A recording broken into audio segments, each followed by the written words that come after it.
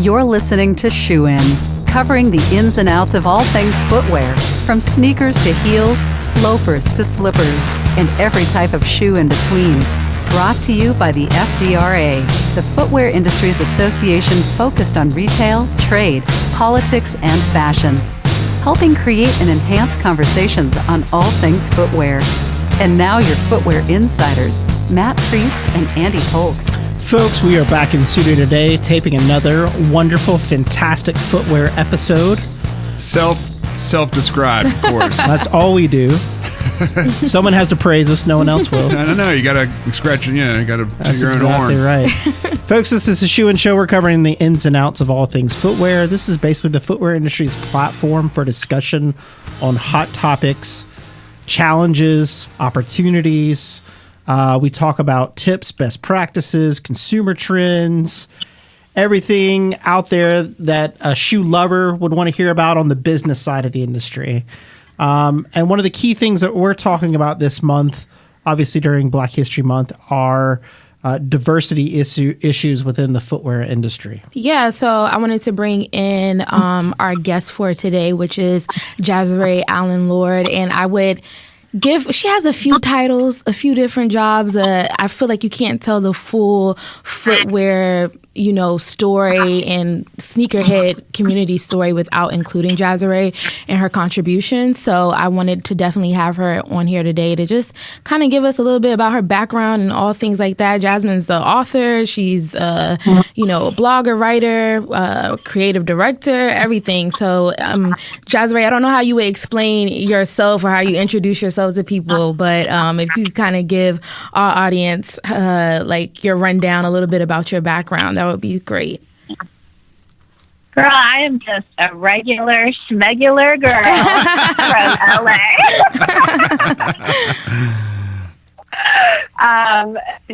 True story that I am, and that's kind of the passion of the work, is being this young multiracial girl in Southern California who Punky Brewster was a style icon for. Mm-hmm. And growing up in the 80s, and immediately from age 6, understanding that nobody looked like me anywhere I went. Not in my neighborhood, not at my school, not on television, not anywhere. And it was layered, like many things are. Representation obviously is the biggest issue there, and amplifying stories that aren't typically amplified, and telling stories that aren't typically told. And for me, that started as a writer and a poet at a very young age, and transferred later into journalism, in writing sneaker stories at Kicks on Fire under the Complex Network, and then moved into design and telling stories through design and through product with a brand that I owned with my ex, God Bless the Fresh, as well as a number of initiatives that first brought me here to New York in streetwear, New York streetwear brands. And from there, that kind of led me into opening my eyes to see on the business side that a lot of the things that we complain about as a consumer have so many different foundational issues that start on a business level, and we don't have transparency into that. And obviously the business is not being transparent about it. And that the longer that we continue to remain idle in our seats and silent in our seats, it will continue to unfold this way. And so I began to understand the business side of it, and distribution and visual merchandising, production, and understanding kind of flows and how that works, and moving into KPIs and algorithms, and then the market changing.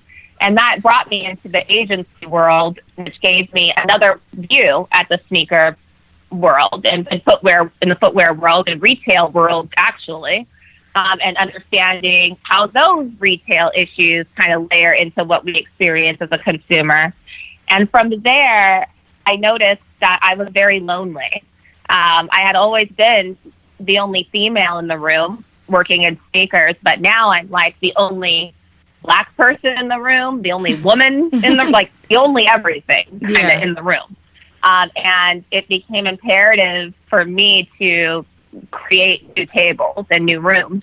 And so I would say the last 4 years of my work has really been focused on amplifying marginalized voices in all communities and really creating representation through my positioning, you know, where I sit in my relationship with the brands and whatever that means to create opportunities for other creatives that, you know, are in the middle of Ohio and don't know how to get from the Nike counter to the Nike office. Cool. What can I ask? Like, I think we can all agree that there's a lack of diversity in a lot of different industries, but how did you land on footwear? Like, where did that love and passion come from for you to focus your energy on that industry? It was, sneakers were my second love behind words, and always had been since I was a child. And so when the two became an opportunity for me to do them together, to write about sneakers and to kind of work in the journalism and sneaker media space, it was, you know, what some people considered like the dream job. For me, I was very uncomfortable with the stories I was telling, especially raising two Black sons in this climate through the Yeezy era. And it became, you know, I had a come to Jesus moment. I think a lot of people, you know, that work at the bank, right, and go to work and do their 9 to 5 and they come home and cook dinner and watch the news and have a glass of wine and go do their real life. For me, this was my real life. And it had become so ingrained where, you know, when I first started as a writer, we worked in the background and nobody knew or cared really like what I looked like, what I did on the weekends or what I was doing right now. You know, nobody cared. And it wasn't until they understood the age of Instagram and they understood what I looked like and that, one, I was a woman in the space, two, I was a young woman at that time, and three, was very outspoken. They immediately create a narrative and deep dive your entire life. And so my kids became part of my work. You know, everything, what I ate for lunch became part of my work. And it was an understanding of, you know, who are you really? Are you really that person? And for me, I wasn't a person at that time in real life who wanted to be cool or like wanted to be hype or wanted to have a Chanel bag and like get everything on Ivy Park. And I didn't even have like an eBay account. Like that just wasn't my jam. Right. And I knew that there had to be other people like me that appreciated the culture and wanted to see storytelling come back to the community. Storytelling was the heart of sneaker culture. Right. And it is the heart of sneaker culture. It's the reason sneaker culture exists. The flu games are the flu games for a reason. Right. The taxi, things are called things for a reason. Nike SBs does a entire insole series with storytelling all the way through the packaging for a reason. Yeah, absolutely. And we lost that.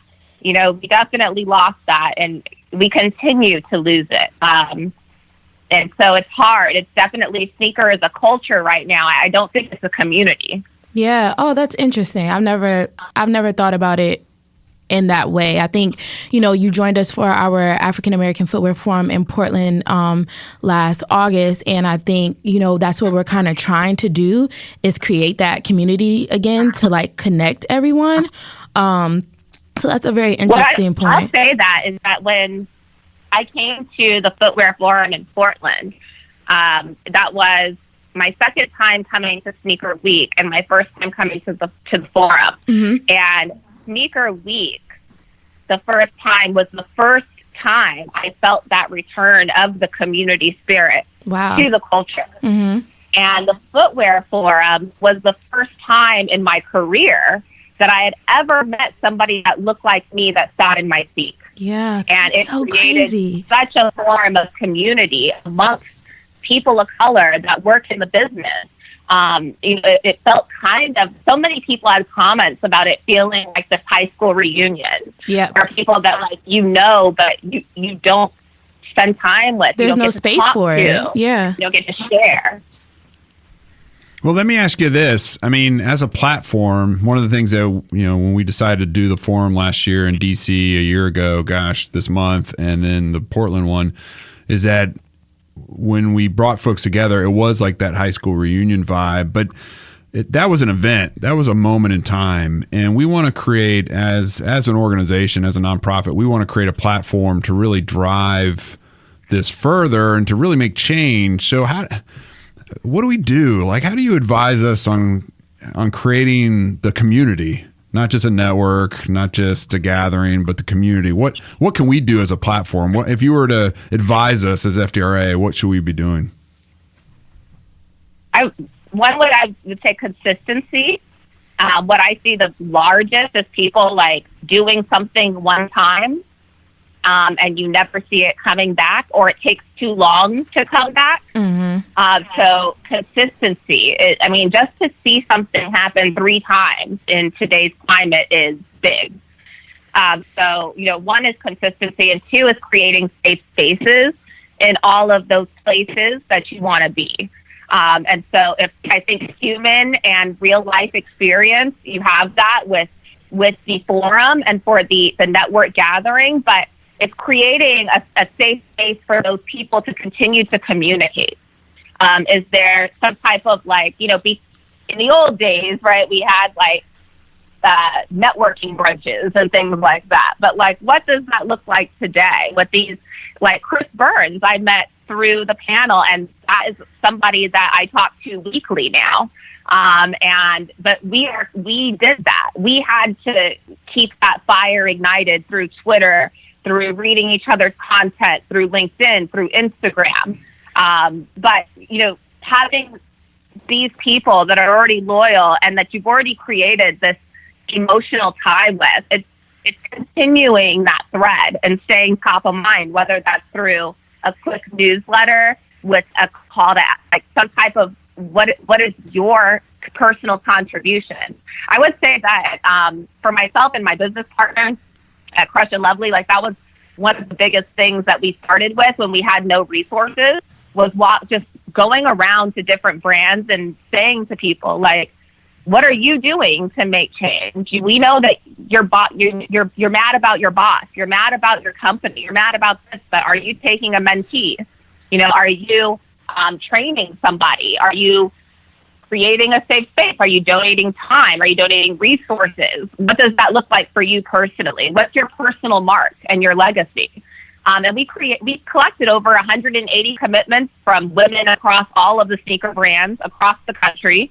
And those things have led into pipeline programs at these brands to create diversity roles. They've led to affinity groups being created at brands that never had an affinity group for women. And those are the types of things I think people need. People are ready to act, but they don't know what to do. Right. And it takes somebody to just give them a few spaghetti strings to throw at the wall. Or it takes somebody to show them and to give them direction, to give them a movement to act. People are ready to act.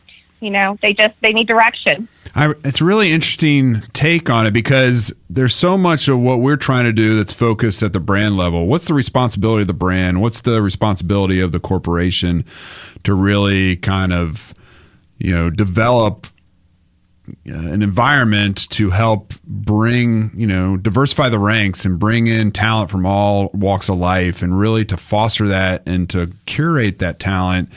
And you're coming at a different angle, saying, and let's get to the corporate side in just a minute, Jazerai, but you're coming at it as there's a responsibility at the grassroots. If you're passionate about this, you want to get involved, there are things that you can do. Why wait for the brand to kind of get its act together? Corporations are notoriously slow at things. Why don't you take matters in your own hand to build that movement at the grassroots? I think that's really a different take than what we're used to hearing is the brand needs to do X, Y, and Z. And once the brand does that, they'll probably step in it in some way, and we'll have to correct them publicly, and then we'll guide them in this direction. All things I think are really important. Don't get me wrong, but you seem to be coming at it from a different angle. Well, I think that is very true, and I thought all of those things you just said before I started walking proposals into those rooms. Right. And walking proposals into those rooms, even being who I am, with the greatest strategists that I know, and bringing down budgets, they are scared. And looking at the landscape of how the brands are working and what they would need to do to create the type of change that the community wants, the reality is they're not going to do it until they've hit a tipping point. And the easiest way to create a tipping point is for us to do that. We have shown as a community that we can cancel people, and we have shown as a community that we can elevate something all the way to like a Beanie Baby, type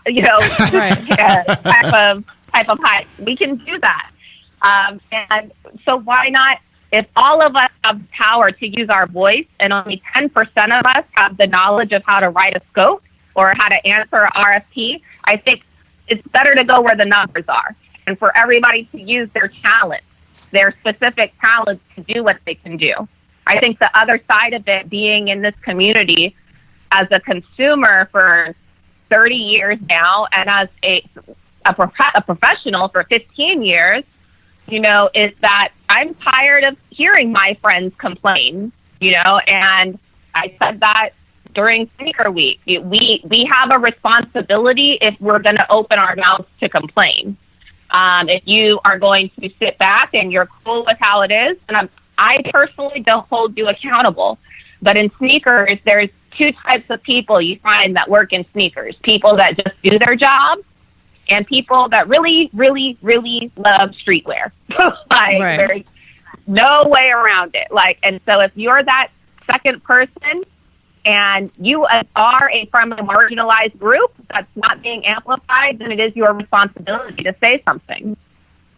Absolutely. Do you think, being an LA girl and living in New York, do you think there's a difference in the diversity, in the community, versus LA versus New York? Do you see any difference?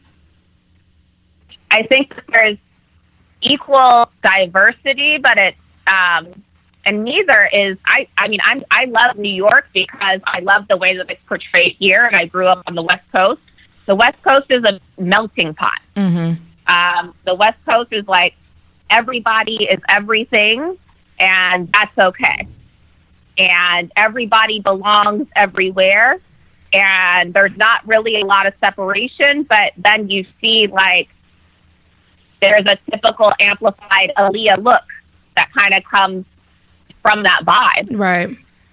On the East Coast, communities hold on to their culture more here, and the diversity that you see is super specific in neighborhoods of Haitians, neighborhoods, and strong lineage to their home countries. Mm-hmm. And that is represented differently. Yeah. And I think what I see though really is that only a few stories are ever told in sneakers.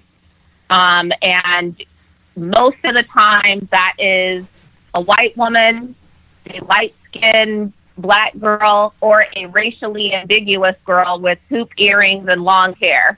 That's very true. And a crop top and big baggy pants. Yep. It's like one look, that's like the robotic, yeah, plug and play kind of situation. And I think that's what we see, that look that's come through, that's amplified right now. That's what the brands have bent to. Right? They've been hearing us, and that's what they're bending to. Here is representation. But I think where the brand doesn't understand, and not just sneaker brands, I think brands as a whole don't understand, is that Black people don't come in one size.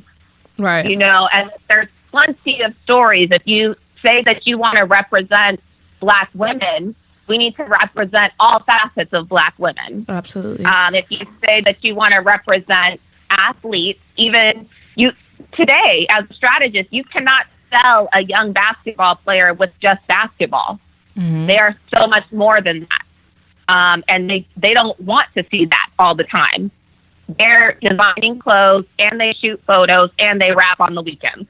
Isn't the irony, Jazerai, about all this is that it's like a problem that has a solution right in front of us. If you develop the diverse talent and it is in all levels of the business, then you're not going to be fearful. You're going to have the strategist built into your infrastructure from a personnel perspective. And you're going to make decisions that have a collective approach to them, a collaborative approach from a variety of different perspectives. So it seems to me, instead of living in fear, these companies should think really about how they develop more diversity in their ranks so that they won't make bonehead decisions, or they won't create marketing campaigns that are insensitive, or they won't create product that should never have seen the light of day or come into someone's consciousness. I mean, it seems like the answer is like right in front of us. It is. And so I walk into those rooms and they say that, and I meet with senior leadership teams and they say that, and then you look at what it's going to take to create that and the type of infrastructure changes that need to happen. And that's what I mean about it being a retail problem. That's that next layer is on the retail side. How is it being how then, if we're saying that, how are we selling the product? Even I can say for my shoe, right? I just dropped products with Reebok to address 70% of the issues I've been complaining about for 15 years. And the product sits under the women's tab. Though it's unisex product. Right. And it comes in both sizes. And it sits under the women's tab. So I'm emailing my team and asking, hey, why isn't it on both tabs? Why, that is a note that how is somebody in like front end development, how is somebody in e-com going to understand that storytelling? Absolutely. The only way they understand it is through cross-sectional teams.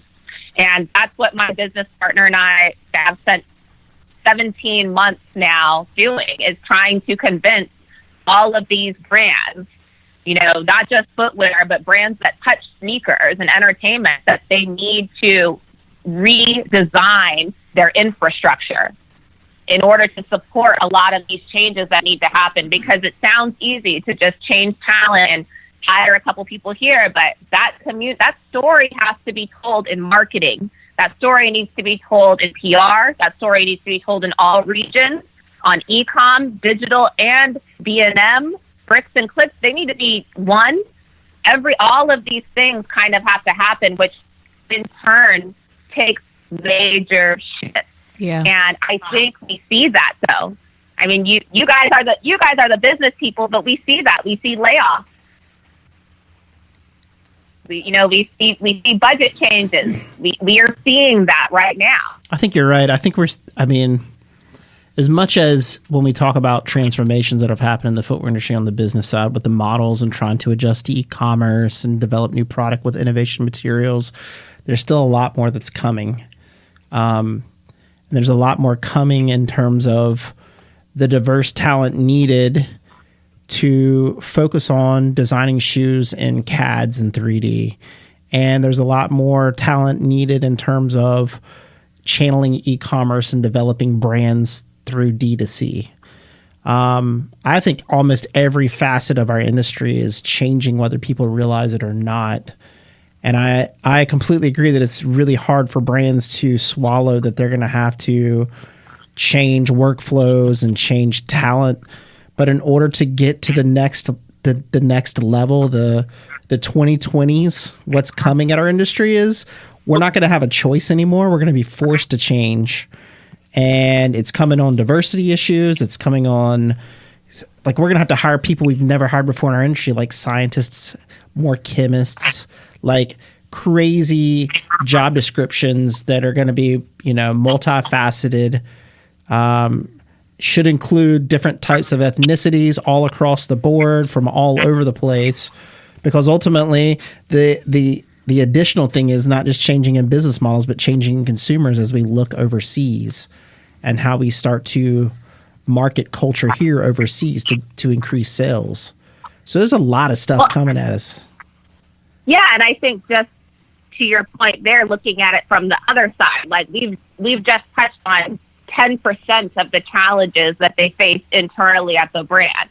On the talent side, I just went to HubSpot Inbound conference and listened to 4 days of the next in the trends and what's happening in sales and marketing. And the biggest thing that was the conversation piece was talent and the fact that people can't keep talent. Right. And we are also you're looking at the age of the the age of the influencer.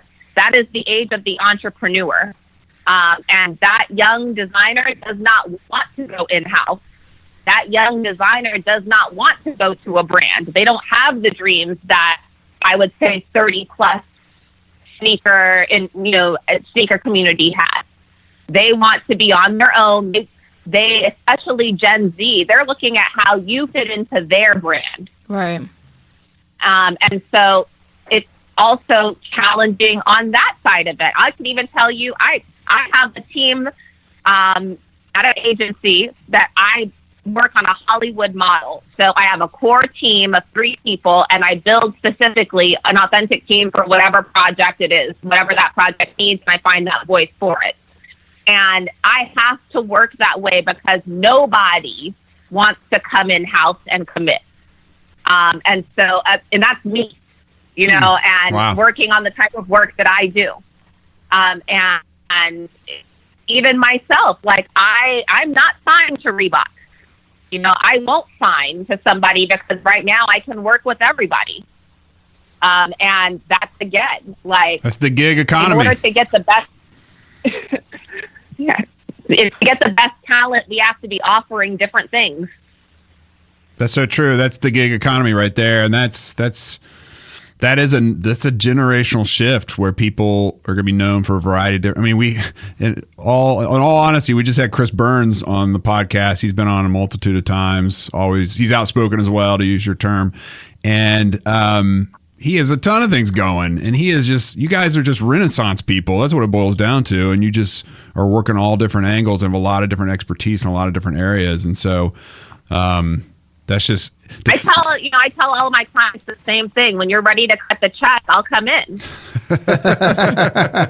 Add a zero. And because that for me, what I will say is I am blessed because it took me a long time to even get to the table. And at the table, I have clients at brands, like New Balance and Reebok, that want this in their work. When they, when I say that all the time, if somebody's working with me, it's because they're looking for me. Yeah. It's because they're looking to do something real and to make impact and to not, tell a frou-frou, like, cool guy story. Like, they're looking to really have the right people work on it in particular, and the right people create the story and tell the story. And New Balance and Reebok give me 100% creative freedom to do that.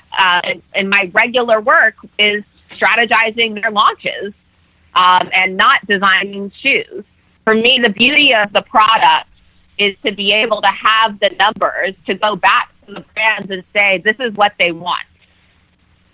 And to prove the risk, right? Because with women in particular, it's a risk because we don't have hardcore numbers. We're buying in 3 segments. And how would you ever know? That's why eBay, men's basketball shoes is the number 3 selling item on eBay. It's not all boys buying in there. Right. And on top of that, my 7th grader wears men's shoes. He's not being categorized right.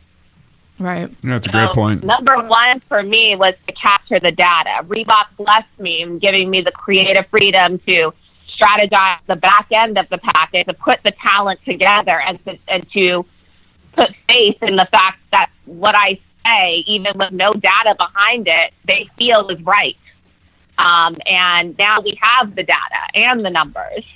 And that's a step for me in culture, for us to capture at least one time, like what it really looks like. If we put out product that isn't pink and is sized for everyone and is premium material at a low price point, will they buy it? And they did. And it's so crazy that we still have to you still have to push for that. Like especially with you being in the industry so long, it's like you constantly have to repeat your resume or re-say. It's just I feel like the proof is out there, but you always have to do it. You do, and you better get comfortable with it if you are a person of color. Yes, that's so true. You're gonna be doing it for the rest of your life in every situation. But I tell the Reebok story a lot because though I was talking to Reebok on a business level, the shoe came about because of an Instagram post I posted, and I had 19,000 followers. I don't have hundreds of thousands of followers. I'm not like an Alayli May or a Melody Asani, if you will, right? I'm not doing photo shoots. I'm almost 40. There's a number of There's layers. Nothing wrong with that. Nothing wrong with being almost 40. As a 42-year-old, nothing wrong with it.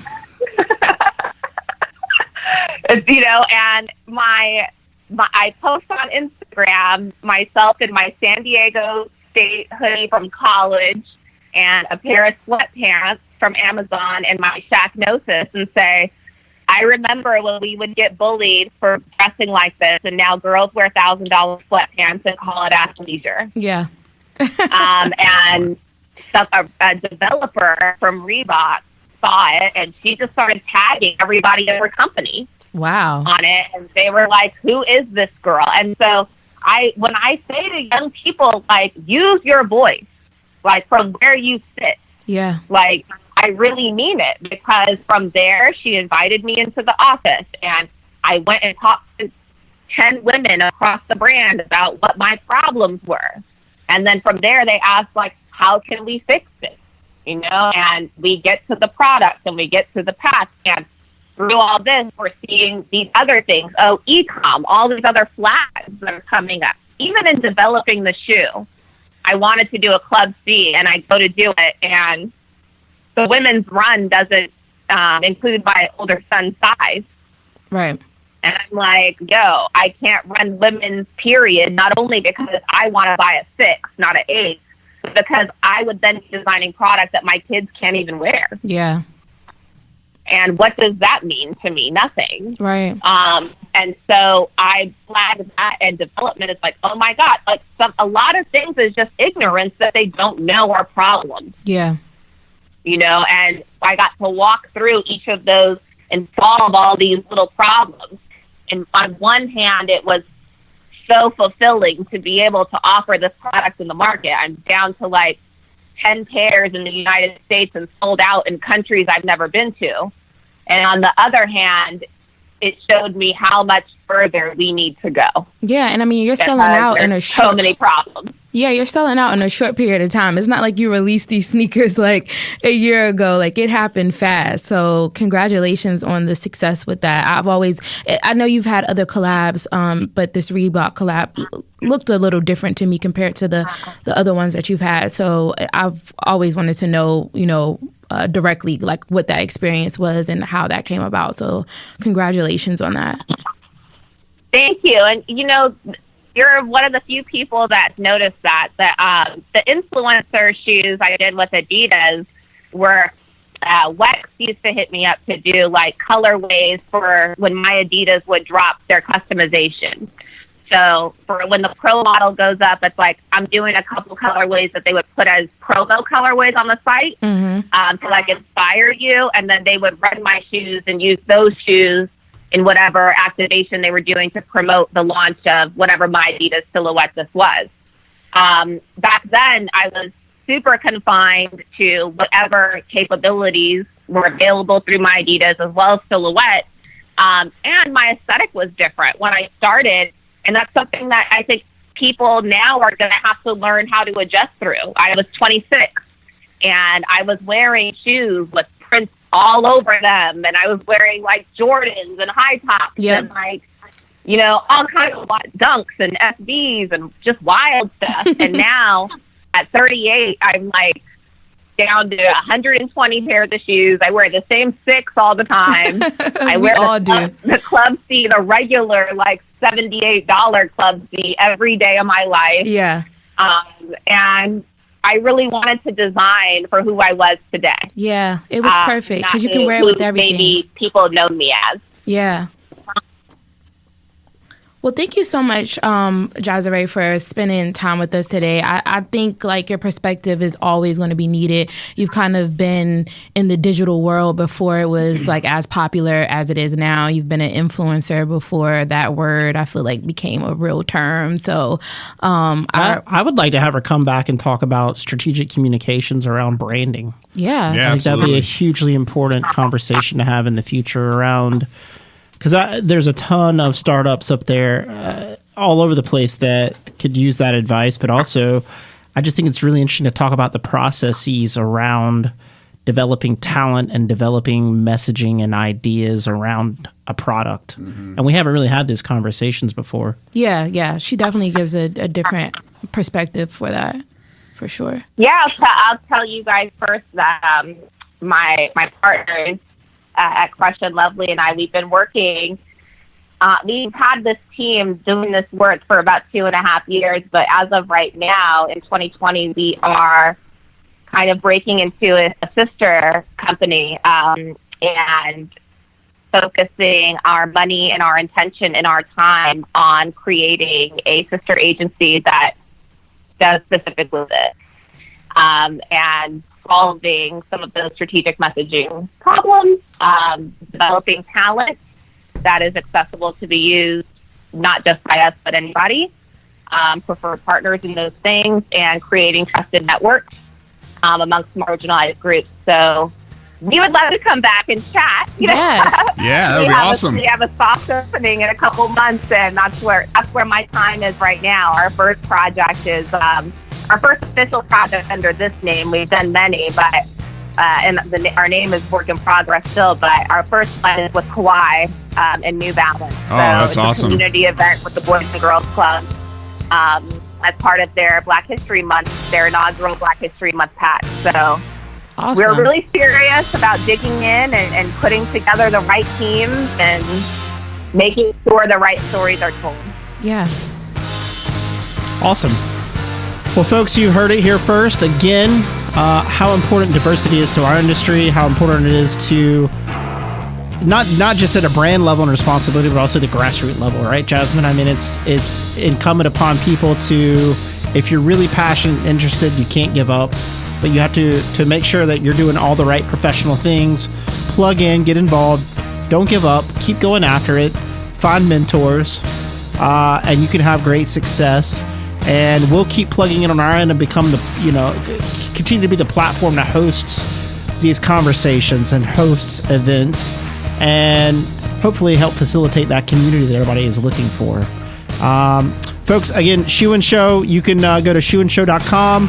Now on our website, we have a little button where you can put in a voice comment to us. So you can comment on our shows.